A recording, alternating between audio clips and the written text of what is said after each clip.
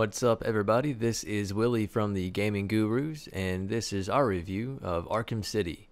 So this is the sequel to Arkham Asylum, but it doesn't go into the history of what happened in the first game, so newcomers to the series, such as myself, wouldn't really know what this little Titan project is all about. But pretty much this is a Batman game, and you have sequence-based combat, but you're not really spamming the same button over and over, not mindlessly. The better timing you have between your attacks, you can unleash some pretty devastating combos.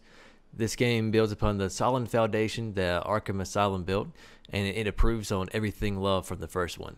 Everything from the gothic graphic style to Predator mode to even the combat and physics engines were both improved.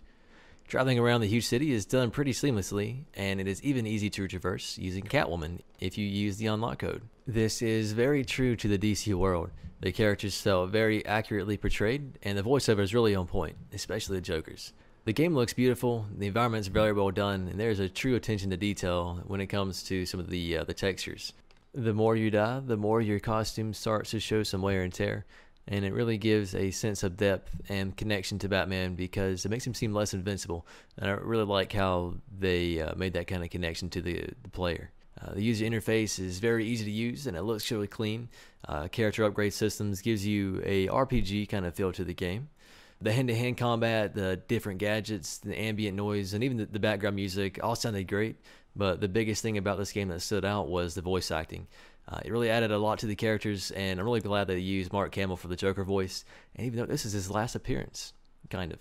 Everything was praised about Arkham Asylum was improved in Arkham City, and Rocksteady delivered, in really, in my opinion, one of the better Batman experiences out there, and this is a really well done sequel.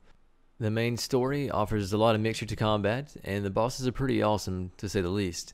In between the random side missions you come across running around, there are the Riddler trophies, AR missions, and just random baddies scattered around to keep you busy. So this game has a lot to offer. And on top of all of that, there's a new game plus mode that unlocks, and you get to test your mettle against harder enemies out the gate. Or lastly, if you want to do the Riddler's Revenge, you can go through different combat, Predator, or Gauntlet type missions on the side.